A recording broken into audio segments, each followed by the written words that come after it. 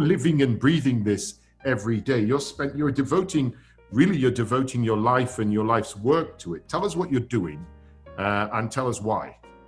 Okay, traditionally I've run a software company, payroll systems, accounting systems, that kind of boring stuff. The latest thing I'm doing, however, is what I would hope would be considered my life's work. We're doing this thing called African Echoes. We're doing it out of our offices in Sierra Leone. I normally operate from Ghana, but this we're doing out of our Sierra Leone office. Basically, it's always been, I was always a slow reader. I liked the information, I just couldn't get it into my head quickly enough. So I've used a lot of audio and audiovisual resources all my life. And I realized that most of the people in Africa, I'll say a good 50%, can't read or write. It's just our stage of development. Now, that people cannot read or write, it doesn't render them stupid. They just can't read and write, that's all. We're writing on tablets, but now we have hard drives, we have the cloud, we have microphones. The only reason why we were writing was because that was the technology of the day. It is just a means to convey information into people's heads. Now, what that meant to me was that, wait a second, we have mobile phones in our hands. I can suddenly dispense information and knowledge and stories through the mobile phone. So we set up this thing called African Echoes. Now, what we essentially do is that we pick up regular Africans. Most of them can't even speak an international language or English or French or anything like that. They tell us stories in local language. We have a team that packages the stories, and then we translate these stories. We basically tidy them up and translate them into African language, and then also into the big languages, English, French, Mandarin, and that kind of thing. And we sell over the phone. And this is what we're doing. But it's very exciting because, this whole thing should be launching around December. You will find very soon a millionaire old lady in a village in northern Nigeria who's just sold 3 million books in China. And the downloads will make her very wealthy, and she's buying Rolls Royces. She hasn't stolen anything. She told her story in Hausa. Nothing to do with anybody. The government will even be shocked. Who are these people making money in the village? And it's easy to transport the product. If it was cassava, we'll have to lift it, take it to the harbor. Bribes will be collected there. Permits will be required. But we bypassed all that by making the whole thing electronic. It's very exciting. We're getting some wonderful. There's a Kenyan lady. I walked into the office the other day. There's a young lady from Kenya who's in her 20s. Who was telling us stories about flying in Somalia, doing 8 drops. And one of the places where they dropped them, each time they got there, the station manager gave them a Colt 45 gun. And her and the co-pilot would be, they said, is that to shoot anybody who attacks us? She said, no. The guy would tell us, if you see the Al-Shabaab coming, you shoot him, then shoot yourself. Because you don't want to know what they'll do to your body. These kinds of stories, very, very interesting stories coming up. So we are very excited. We're also engaged with a textbook publisher. They are looking to deploy, we've signed a few contracts, they're going to deploy textbooks on our platform. Can you imagine having a situation where you can dispense a literature book in Fanti? The level of understanding and the improvement in grades, because there's suddenly no need to go through English as a medium to somebody who doesn't really understand English. So in certain cases, we're actually doing it like the churches. They read in English, then they read local language. They read in English, they read in local language, which will improve English for the kids and so on. And there's going to be no more discrimination, because it will be like, it's like we own Penguin Books, it's owned by Africans, and it's looking at Africa. So we won't be discriminated. We will understand the African stories, and everybody will get a chance. I mean, for example, Nkrumah's books are all coming on our platform.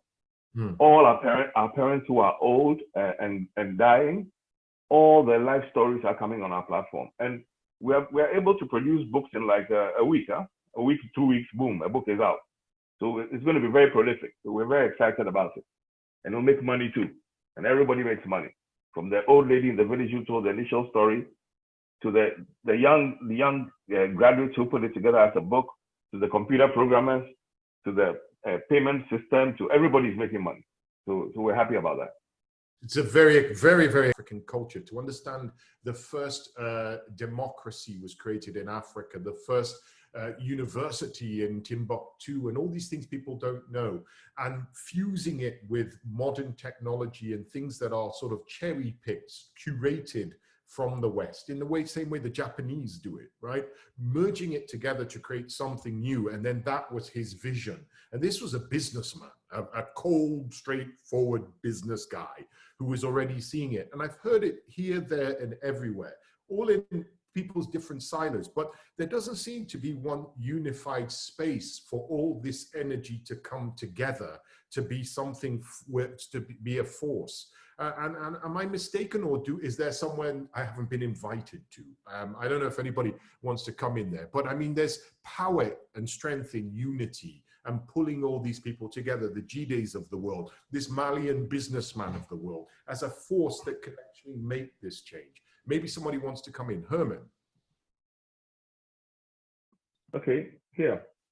I think that given the technology, the state of play of technology today, this can be achieved even without heavy investors, even without government policy. We tend to do business. We are very pragmatic. We tend to do business with what exists. So if you look at what I described, everything along the chain already exists. Mobile phones exist. People who want to tell stories exist. Unemployed graduates who studied English in school and history and so on, who can write well, they exist. Enough electricity exists to run 20 laptops that we use to process the raw stories. The internet exists and payment platforms exist. So to a large extent, I'll say one just has to be a little innovative and to think outside the box a bit. And suddenly we can distribute content and create this utopia that we're looking for. So I don't like depending on, I'm like Jide, I don't trust the bribe takers and so on. They impede business. So I don't tend to want to fight them. I tend to want to work around them.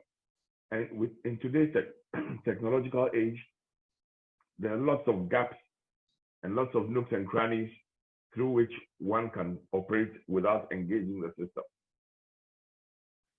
Okay, so the question is, do we have consensus on what indeed is a common African identity? I talk? Yes, go for it. Yes, okay, Herman. I think my video is off. Yes, okay. It is. Okay, very simple. I don't think that it's even necessary to have some kind of agreement or consistency. The truth is the truth. If we create platforms where Africans can express themselves, our true identity will emerge. And it may not be what we think it is, but it will be true. So I don't think we should try to control it. We are who we are. Let's tell the world. And we will notice ourselves and realize ourselves who we are. Because Africa is quite diverse also. So I don't know that there can be a unified common position. It may be artificial. It may not work. But there can be a common platforms and a common approaches or methods of approach. So, I say we have it, let it evolve and let that be the case. Okay. It'll be more authentic. Let it evolve, yes.